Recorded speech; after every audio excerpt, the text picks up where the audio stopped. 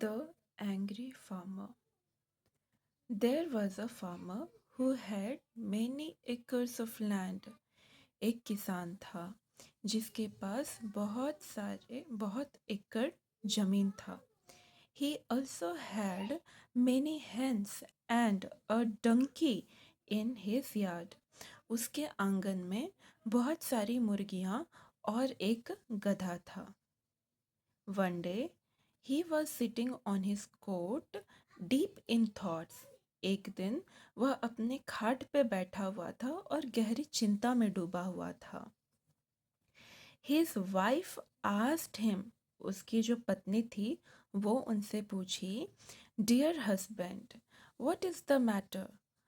उनकी जो वाइफ थी वो उनसे पूछी कि क्या हुआ, क्या बात है, इतने चिंतित क्यों है? The farmer said, किसान ने कहा, There's a fox who steals a chicken from our yard every day.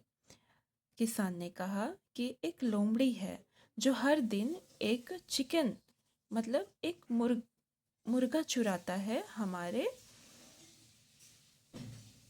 हमारे आंगन से.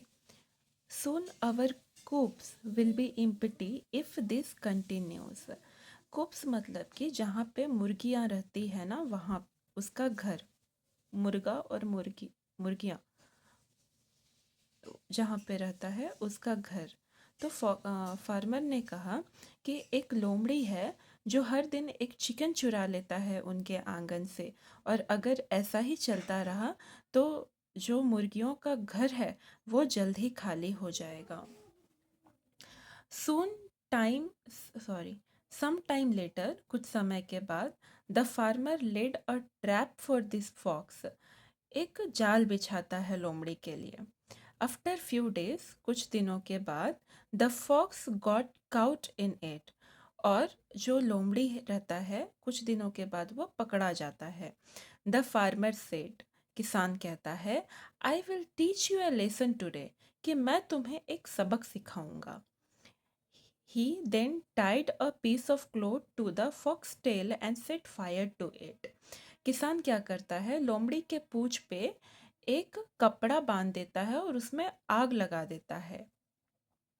As the fox tried to escape, he ran all over the farmyard and out to the farmlands, burning all the crops as he went. वो जो किसान रहता है उसके पूंछ पे आग लगा देता है कपड़ा बांधकर.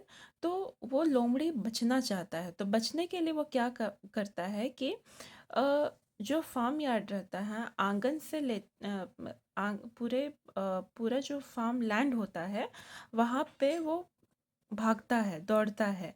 और क्या उससे क्या होता है कि burning all the crops as he went, वो जहाँ जहाँ जाता है ना वहाँ वहाँ का वो जो फसल रहता है वो जल जाता है, वो फसल बर्बाद हो जाता है. The farmer was sorry for his dead.